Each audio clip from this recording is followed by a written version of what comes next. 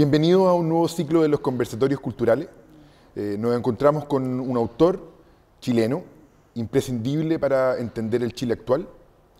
Vamos a hablar con él de sus libros, de literatura, vamos a hablar de tópicos recurrentes en su obra, política, humor. Bienvenido, Rafael Gumucio. Muy bien, gracias por invitarme. Aprovecho de complementar la semblanza de Rafael, nuestro invitado, comentándoles de que es columnista, escribe periódicamente en Mercurio, en The Clinic, en medios internacionales como ABC, El País, New York Times. Aparte es narrador de crónica, de ensayo, de literatura en general. Quiero partir por ahí, por uno de los tópicos más recurrentes en tu obra, Rafael, Chile. ¿Cómo lo hace para tener una opinión, sobre todo, porque aparte eres panelista de un programa de radio y todos los días tienes que estar formándote una opinión acerca de la contingencia? Bueno, no sé, como decía mi semblanza, vengo de una familia de políticos y de gente relacionada con el quehacer histórico nacional, y eso de alguna forma me hace tener un lazo con eso, con la historia. Y mi historia personal ha estado muy cruzada por la historia de Chile. Es decir, a los 3 años nos fuimos exiliados, a los 14 volví a Chile, cumplí 18 el año 88, que fue el año del plebiscito. Así que de alguna forma mi historia personal y la historia del país siempre he sentido que había una relación intensa, pero además me parece que siempre es un material muy entretenido de usar, del país, su gente, su geografía. Yo tenía la suerte de tener un país que está en formación, en creación, y yo fui criado en un país que no es así, que es Francia, donde ya está todo formado, más o menos formado y deformado.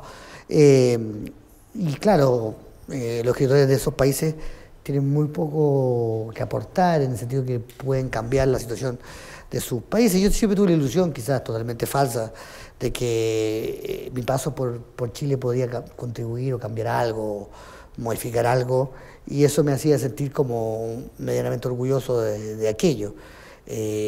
Pero evidentemente puede ser una mentira como cualquier otra. Oye, comenta en el libro de tu abuela, de Marta Rivas, que la historia de Chile es una cuestión personal o más bien un asunto de familia. ¿A qué te refieres con esa afirmación? Bueno, es una ilusión que nos hicieron creer en mi familia, digamos. Que sí, que esto es un asunto de familia. Ahora todas las historias son asuntos de familia, digamos. La historia de cualquier país.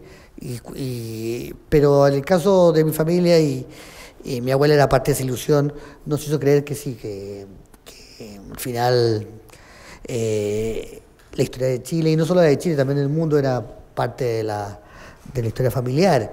Yo siempre comprendí eso así, digamos. No, es raro, pero mi hija, estuvimos en Londres unos meses, y mi hija le dio con la historia, tenía 8 años, y su forma de entender la historia de Inglaterra era entenderla como un asunto de dinastía, es decir, el hijo de no sé cuánto con la hija de no sé quién, que se casan, como una cosa familiar, digamos. No es tan distinto a la historia de Chile, que está concentrada, de hecho, como en pocas familias, ¿no? Bueno, la historia del mundo está concentrada, es una forma de entenderla, no. Por eso la monarquía es un sistema que tiene tanto éxito, porque hace a la gente que comprenda la historia de sus países como una historia familiar, digamos. La gente que tiene monarquías, como en Inglaterra, como en España, es como una metáfora de sus propias vidas, digamos, sus propias historias. Nosotros no comprendemos mucho más allá de nuestra familia. Hablabas de Chile entonces como este país que está como en estado de formación. ¿Cómo advierte ese crecimiento? ¿Es crecimiento?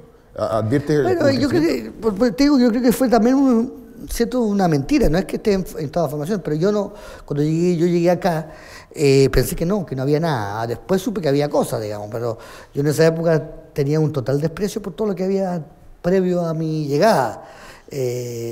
Y después he ido descubriendo muchas cosas que están en este mural existían, digamos, pero cuando yo llegué tenía la ilusión de que... Y eso me dio como mucha certeza y mucha seguridad, porque esto igual que cualquier otra labor, en cualquier otra cosa, cuando uno está muy seguro de sí mismo, logra muchas cosas. Por ejemplo, a mí siempre me ha ido muy mal con las mujeres porque estoy muy inseguro, sé muy poco... Y además, como conozco mucho a las mujeres y he conversado mucho con ellas, sé mucho lo que ellas piensan, por lo cual estoy muy asustado y tembloroso. Pero yo he visto que hay algunos tipos que son totalmente insensibles y no escuchan a las mujeres y no reparan en su psicología, le va mucho mejor. Lo mismo yo creo que me pasaba a mí con Chile, en el sentido que yo no consideraba que existía la tradición. Entonces me sentía con total derecho a hacer lo que yo quisiera. Yo ahora con el tiempo me he dado cuenta que estaba equivocado, pero en esa época pensaba que ser escritor en Chile era un regalo porque no había. Después he visto que hay varios, pero en esa época pensaba que no había. ¿En qué estabas equivocado puntualmente? No, que había ¿En qué una cosa tradición. has advertido? ¿Con qué autores te has encontrado ahora, por ejemplo, que te han hecho valorar de otra manera el pasado? Está toda la historia de la poesía chilena, está también José Donoso, está también Manuel Rojas, hay toda una tradición, hay toda una historia, hay todo Pero me pasaba esto, y es que esto es inconfesable, pero me pasaba también con el castellano. Como para mí es un idioma... secundario, digamos, no era como el francés o como el inglés, es una estupidez. Pero me pensaba que yo podía escribir en castellano porque daba lo mismo, porque en francés yo escribía en castellano sin darme cuenta. El castellano es muy fonético y el francés no. Entonces yo cometía muchos errores que cuando escribía en castellano cometía mucho menos porque escribía fonéticamente. Ese tipo de estupideces tenía yo en la cabeza, como de sentía que yo podía llegar acá y claro, esto me hizo recibir muchísimos tomates y piedras, digamos, pero como tenía la seguridad, el desplante de sentarme en el escenario, no tenía temor. Me pasaba algo totalmente lo contrario con Francia, con la tradición francesa, en que tenía mucho miedo porque conocía bien esa tradición y no era cuestión de escribir poesía o escribir novela y estar con Stendhal, Flaubert y ¿qué hacía con ellos por encima? Aquí sentía que no, fue una tontera, pero me ayudó. Me recuerda un poco a la escena en donde, y ahora quiero que entremos un poco a tu libro de Marta Rivas González, tu abuela. Me recuerda un poco a la escena en donde tu abuela te dice que para qué va a escribir si no va a ser como Proust, que no seas neurasténico. Sí. Término de esa época, claro, neuroasténico. Sí, ella me hacía pero eso me lo dijo después, cuando ya había empezado a escribir. Porque al principio tenía mucha esperanza sobre tu trabajo, ¿no? Tenía cierta esperanza y además no me dijo eso, entonces yo me sentía que podía hacer lo que yo quisiera. Pero después me dijo, era ese doble estándar que tenía mi abuela y que tiene muchas abuelas, digamos, que siempre sentí que yo era escritor porque ella quería que yo fuera escritor y que ella fundaba mucha esperanza en mi escritura y cuando lo hice le dio miedo. Yo creo que le dio un poco miedo lo que finalmente sucedió, digamos, que alguien contara su secreto, que alguien usara la literatura para contar cosas que no quería que se contase. ¿Puedes contarnos un poco acerca de esa historia, la historia de tu abuela, que está contada en el libro, pero que quizás algunas personas no han leído? Bueno, mi abuela es alguien que nació en 1914 y ya con eso digo mucho, digamos. Y era hija de un ministro de Barros Luco y de Manuel Rivas Vicuña y siempre vivió un poco en la trastienda del mundo, del poder, de la política. Siempre tuvo mucho interés literario, vivió dos exilios, vivió exiliada en el gobierno de Ibáñez y en el gobierno de Pinochet. Y era un personaje muy inteligente, era mujer en una época en que ser mujer era todavía lo es, pero en esa época era más difícil, más embromado. Y era alguien que vivía para la literatura, pero nunca escribió, nunca cuajó. Y era alguien que tenía un gran genio oral, que te decía cosas contaba los cuentos, contaba la historia y te la hacía ver, digamos. Y al final, y eso es lo que más fue la razón por la que escribí el libro, digamos. Al final murió, como muere todo el mundo. Y eso era algo que para nosotros, sus nietos y sus hijos también, y todos quienes la conocieran, era algo muy difícil de creer, que muriera como todo el mundo. ¿Por qué volvieron? ¿Por qué volvió ella, por ejemplo? Gran parte del transcurso del libro sucede en Francia. Y pareciera como que tiene una relación como súper paradójica, ¿no? Como que estando allá reniega un poco de lo chileno, pero todo en ella pareciera ser como muy chileno. Claro, ella vivió gran parte de su infancia y juventud en Francia, en Turquía, en Italia, y claro, y el exilio en París. Y la verdad es que era alguien que se sentía totalmente cómodo fuera de Chile y que había sido criado en otra sociedad. Pero según ella le gustaba Chile por el clima, encontraba que había muy buen clima, cosa que era bien absurdo pensándolo bien, porque es un clima bastante malo. Pero ella encontraba el clima muy bueno. Yo creo que en el fondo se sentía... Bueno, cuando uno vive exiliado no vive fuera de Chile, vive pensando en Chile, entonces ya nunca vivió del todo fuera.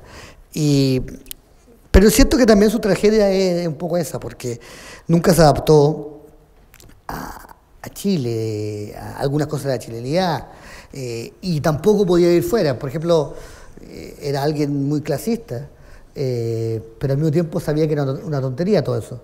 Entonces no podía, era muy clasista, pero estaba a favor de la reforma agraria, por ejemplo. Tenía como contradicciones que eran muy difíciles, por eso escribí el libro, porque era alguien contradictorio, que no era lo que aparentaba. Y ese tipo de personas, tú decías, nació en 1914 y con eso digo mucho, estaba hablando también de un Chile que ya no existe, que está en desinstalación. Nació en 1914 y nació como con la guerra mundial, nació con el siglo, y de alguna forma también murió con el siglo, porque murió en el 2006. Entonces yo creo que vivió el siglo XX, digamos, en todas sus tragedias, comedias, equivocaciones, pasiones. Y por eso escribí el libro, digamos. Yo no considero que tenga ningún derecho a aburrir a nadie con la vida de mi abuela o a matar unos árboles muy nobles para imprimir la vida de la abuela de uno, porque eso estará bien para contarlo en familia, pero sentí que podía hacerlo, que tenía derecho a matar los árboles, porque su vida era simbólica de un siglo, digamos. Los escritores somos gente que somos al revés de los políticos siempre dicen nosotros cuando están hablando de ellos mismos, digamos. Si nosotros queremos mayor libertad, no es tú el que quiere, no. Nosotros queremos, yo no quiero llegar a la presidencia, son ustedes los que... Y siempre cuando dicen nosotros es un tú.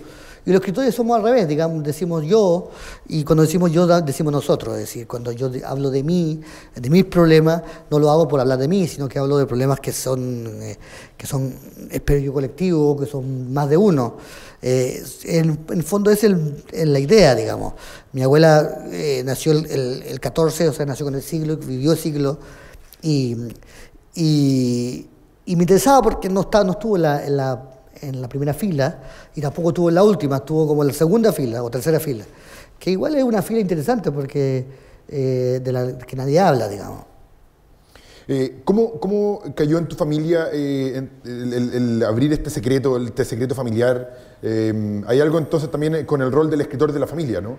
Que de alguna manera al escribir la historia de su abuela está escribiendo la historia que queda, que queda escrita para la posteridad. Claro, esa es lo terriblemente dictatorial de ser escritor. Es que tú eres el que escribe la historia y la historia finalmente es la tuya. Mi familia es un poco exhibicionista y igual mi abuela nos enseñó a todos nosotros que la literatura era lo más importante. Así que por un lado me odiaron por hacer esto y por otro lado igual me perdonaron porque el libro creo que les gustó a algunos. Entonces yo sabía, y por eso lo hago un poco así, que si salía mal, ahí sí que iba a ser doblemente asesinado. Si escribí eso de mi abuela, escribí el libro que quería escribir, contando cosas que no que no debía o que no debería, y lo escribía mal, iba a ser además el hazme reír de la familia. Entonces, eso me obligó a tratar de ser lo más preciso y a no decir una frase de más, en el sentido de ser más hijo de puta, porque si me hubiese cuidado, si hubiese hecho las cosas cuidadosamente, igual habría pagado la cárcel, pero es igual que un asesino en serie. ¿Cuánta literatura hay en contar una vida de una abuela? ¿Qué tan testimonial es? ¿Qué tan fiel a cómo ocurrieron las cosas? No, porque yo creo que uno trabaja con la memoria en todos los libros, incluso cuando son imaginarios, cuando son historias inventadas. Siempre trabaja uno con la memoria, con el subconsciente.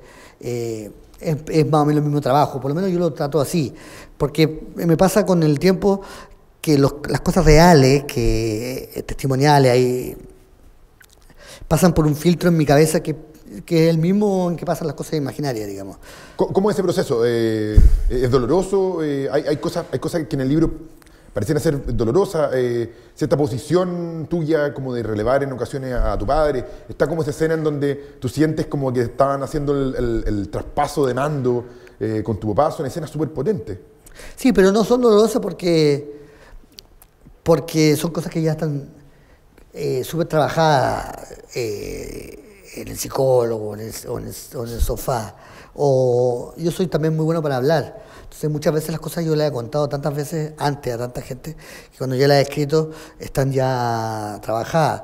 Pero sí, son dolorosas, pero es que siempre yo escribo para descubrir cosas, no escribo para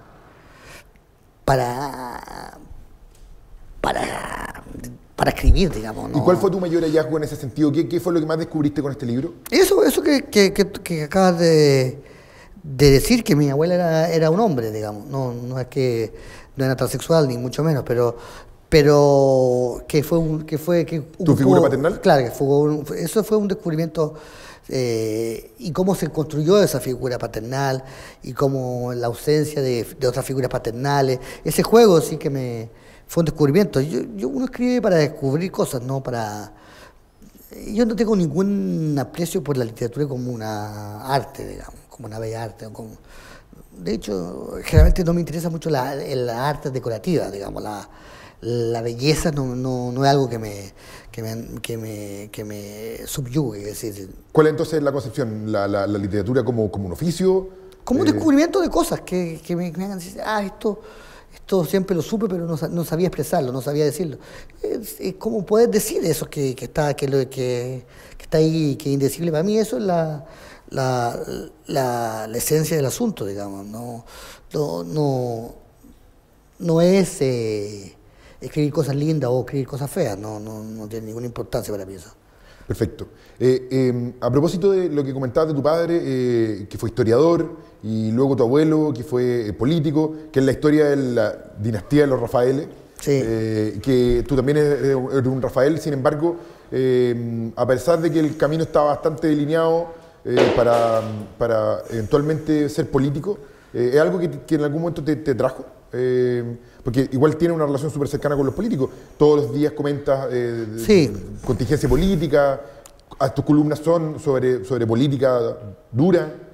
¿Qué relación estableces con la política? Sí, yo he tenido como... A mí me gusta la política y la conozco harto y me entretiene, pero no... Descubrí muy joven que no era astuto en mi caso ocupar el mismo lugar que mi abuelo, que mi bisabuelo y ser un descendiente más, porque no me interesaba eso. Y claro, me decidí por la literatura, pero como las cosas son raras, el tiempo me ha ido como acercando cada vez más a la política, en el sentido de que vivo rodeado de eso, digamos, por el trabajo. Pero no era mi intención. Mi intención era ser escritor, digamos. Y de hecho mi intención anterior era ser artista, de cualquier arte. Habría hecho cualquier otra cosa. Habría sido escultor, bailarín, actor, tragafuego. No, tragafuego no, quizás no, pero volviendo a la casa de tu abuela, como que tu abuela era la que descubría esos talentos y lo ungía, como en el caso de Ignacio, tu hermano, como el artista de la familia, que de hecho lo inscribió en el taller. Y a ti también te inscribió, el taller de Skármeta no te escribió ella. No, yo postulé y quedé. Era bien honorífico porque éramos 200 los postulantes y éramos 12 los elegidos, así que fue un honor. No, sí, mi abuela tenía esa especie de afición por descubrir talentos en los que la rodeaban. Es que era muy jodida porque ella no podía estar con alguien que no tuviera ninguna gracia, digamos. La gente normal no le interesaba.